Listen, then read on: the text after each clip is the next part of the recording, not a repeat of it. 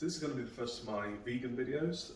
I've started doing more vegan meals for myself. I've lowered the amount of meat that I'm eating, mostly because of the environment, but also partly because I feel like a challenge. I haven't really done vegan meals for myself or anyone else at all. It's mostly been, a meat, a couple of veg, or some kind of carb, and that's it, basically, day in, day out, apart from, cheat day pizzas. But I want to get more into vegan meals and actually give myself a challenge of, how do I make this tasty, how do I make it good, and also lower the amount of environmental impact that I'm having. So putting this on video, showing the recipes that I'm doing, hopefully learning along the way, and then you can also do the same. It'll hopefully be accountability. So the first video I'll be doing is kale soup. It'll have roasted chickpeas on the top. I think it'll be really delicious. All of the ingredients and the nutritional information will be on the description or in a comment. But I think it'll be really good. I think it's nice and quick, it's an easy recipe, and I think you'll really enjoy it. So let's go on with it. So you see I've already done the first step. Basically you just need to preheat your oven to 200 degrees, get a parchment lined baking tray and some chickpeas. I found that the best way to cook the chickpeas is to coat them in oil, put some salt, pepper, and I really like paprika and cayenne pepper in there. Mix them all up in a bowl so the oil and the spices coat the chickpeas, and then put them all into a single layer and then bake them for about an hour, maybe 50-45 minutes depending on your oven. Flip them a couple of times so that they're cooked evenly. But yeah, it's basically just roasted chickpeas. You can use whichever spices you want, but like I say, I really like a bit of spice on the chickpeas, so cayenne pepper and paprika, salt and pepper, absolutely gorgeous. And then just get on with the rest of the soup. So as you can see, I've got my pot on. I've put about a tablespoon or two of olive oil on there. I've put it up to heat, and then I've roughly chopped a couple of small onions and then put it in there for about 5 minutes, just so they start to get a little bit translucent and start to sweat a little bit. I have only roughly chopped them just because the soup all gets blended anyway, and I'm really lazy, so you can do them in really thick chunks, pop them in there just to start to sweat a little bit, and then by the end of the soup it'll all get blended anyway, so it's not a problem. I'm also going to put about 5 cloves of garlic in there. You can put more in there if you really love garlic, but I put about half a dozen in there. Again, they're going to be whole cloves just because I'm lazy and it's all going to get blended up. One of the really easy ways you can do, I know it's a common trick, but some people don't know, is if you get the knife, get your piece of garlic, and then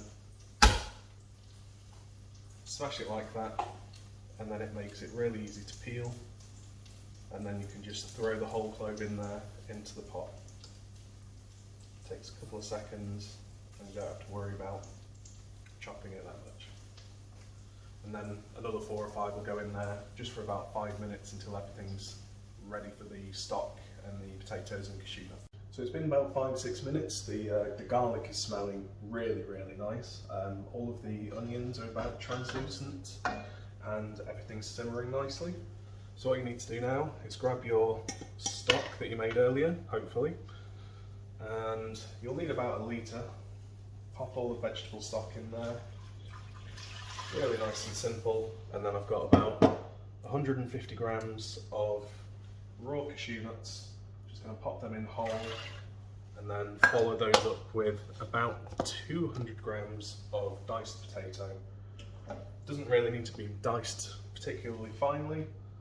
They'll be in there for about 20 minutes, so you can just chop them up enough to get some nice small chunks in there. Bring the heat up to a simmer. And then after that you're going to leave it at a simmer for about 20 minutes. And what this does, it softens up all the potatoes, it will soak the cashew nuts basically, because you don't need to soak the cashew nuts in this recipe. It just makes things a lot easier and a lot shorter as well. So that's going to be on simmer for about 20 minutes, and then during that time we're going to prepare the kale. So a couple of things have happened. We've simmered it all for about 20 minutes, and then I haven't shown you it because it's boring and noisy, but basically all you need to do is pop it all in a blender or a food processor, blitz it all until it's smooth, and then chuck it back all in the pot and bring it back to a simmer again.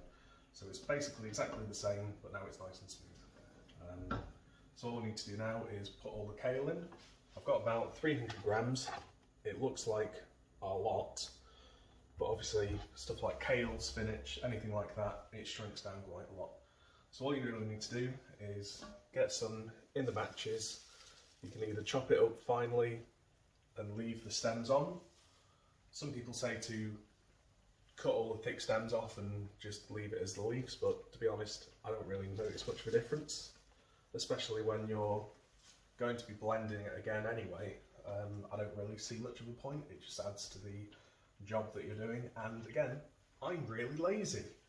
So all you need to do, like I say, put it all in batches, leave it for 2 or 3 minutes until it wilts down a little bit so you can add the rest of it in, and then we'll be simmering again for another 20 minutes or so, just until kale's really soft. So after about another 20 minutes or so, the kale will be really soft, everything will be nice and mixed in, it'll be really well incorporated into the soup.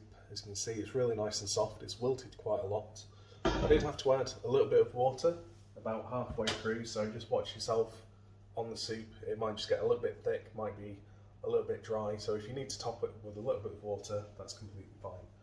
So what we're going to do now is let it cool down just a little bit, put it into the blender again, blend it until it's smooth, and then we've just got a couple more ingredients to put in, namely the vinegar and the dairy-free milk, and then we'll be able to just pop it back on the hob, warm it back up again, and then everything will be ready.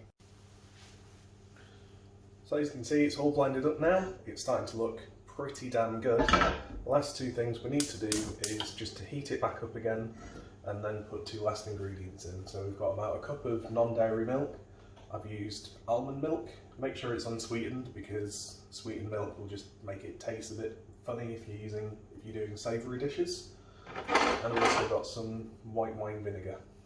It's basically just about a cup of almond milk. Plop it in there nice and good, and then it depends how much you want your vinegar in. I'm going to just put a couple of tablespoons in, maybe 3. Doesn't have to be precise, it's not magic, it's not art.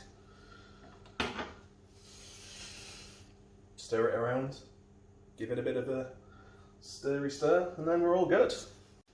And there you have it. Really nice, really simple kale soup. It's got some really nice roasted chickpeas on the top there. You can just about see it. I think it looks pretty damn good, to be honest. It's really smooth, it's really good for you, and really, really, really tasty. Hopefully you'll be able to try it at home. I think it's more standing around waiting more than actually physical effort doing stuff. You'll be waiting 20 minutes for the first simmer, then you have to blend it, then you have to wait another 20 minutes for the second simmer. But I think it's really simple, I think it's really healthy, and I really enjoy it, so this is going to be definitely something I'll be making again.